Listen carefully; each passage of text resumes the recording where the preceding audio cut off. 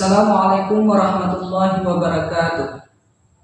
Alhamdulillah, alhamdulillahillazi hadana li hadza wa ma kunna linahtadiya laula hadana Allah.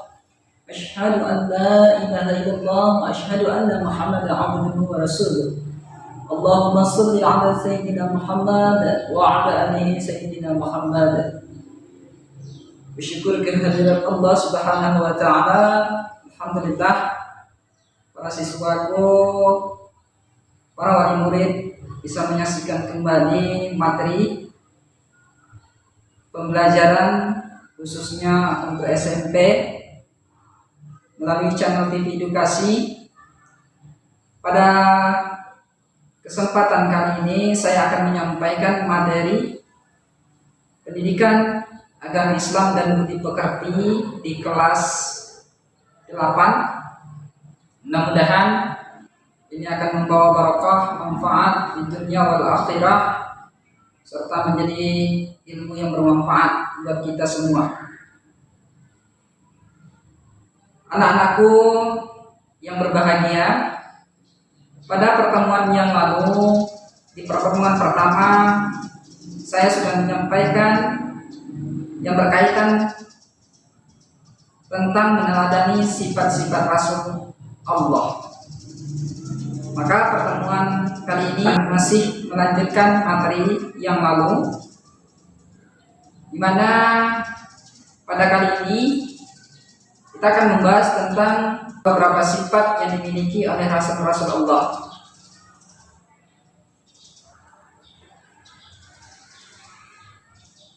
Rasul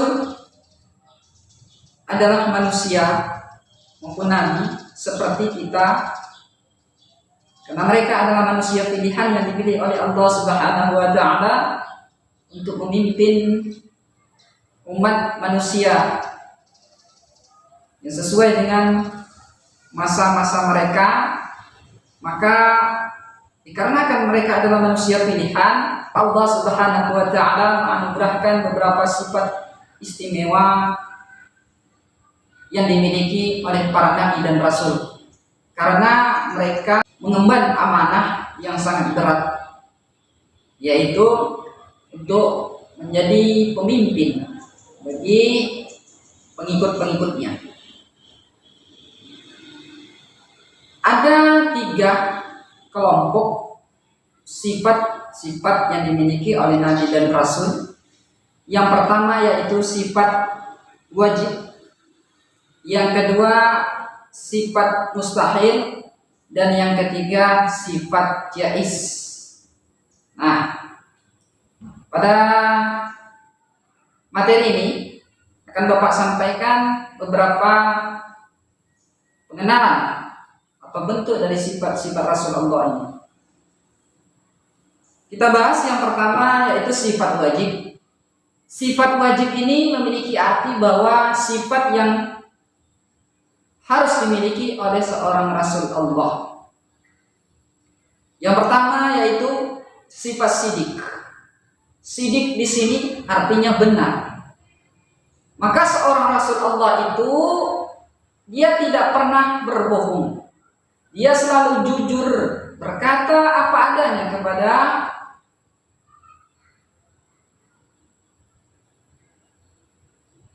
khalifah, kepada umat manusia, karena mereka adalah pemimpin, maka mereka tidak boleh berbohong dan harus memiliki sifat sidik. Kemudian sifat amanah. Amanah di sini seorang nabi dan rasul itu artinya dipercaya atau dapat dipercaya. Ini pernah dicontohkan oleh Rasulullah SAW semasa kecil. Beliau selalu dipercaya dari masa kanak-kanak sampai dia dewasa, bahkan sampai dia diangkat menjadi Rasul. Sifat amanah ini selalu tertanam dalam dirinya.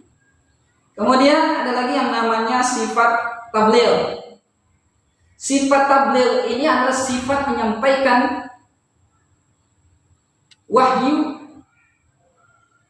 yang diterima oleh beliau yang diterima oleh Nabi dan Rasul ini dari Allah melalui perantara malaikat Jibril disampaikan kepada umat manusia bahwa itulah jalan-jalan kehidupan yang harus dilalui, hukum-hukum Allah yang tertuang dalam wahyu kemudian disampaikan kepada umat manusia melalui para nabi.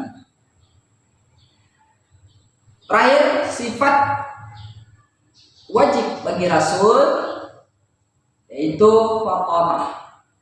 Fatanah di sini artinya suatu sifat atau ingatan yang cerdas.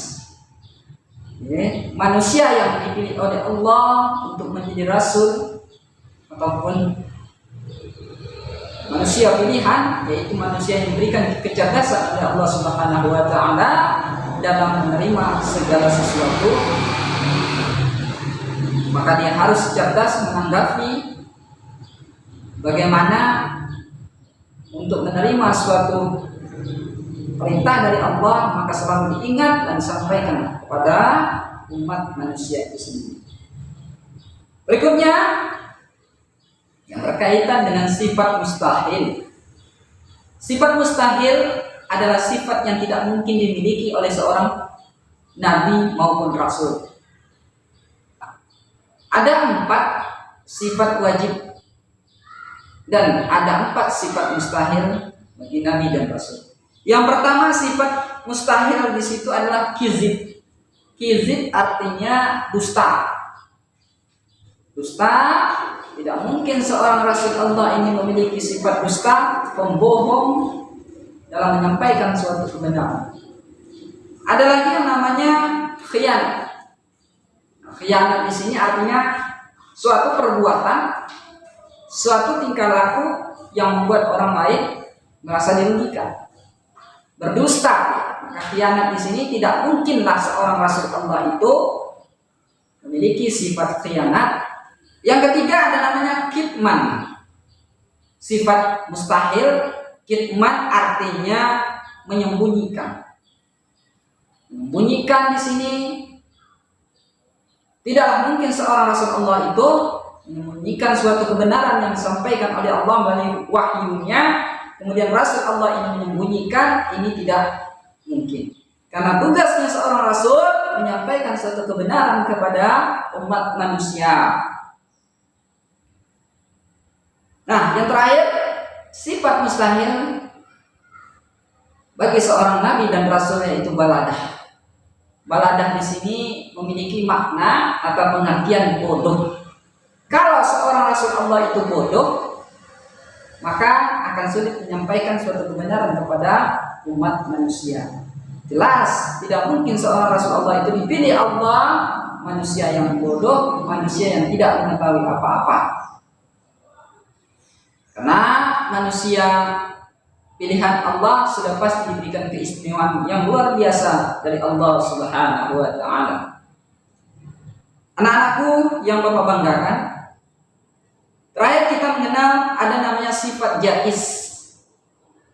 Bagi seorang rasul, karena mereka adalah manusia biasa, maka sifat jaiz ini disebut juga dengan sifat al-ardul basyariyah.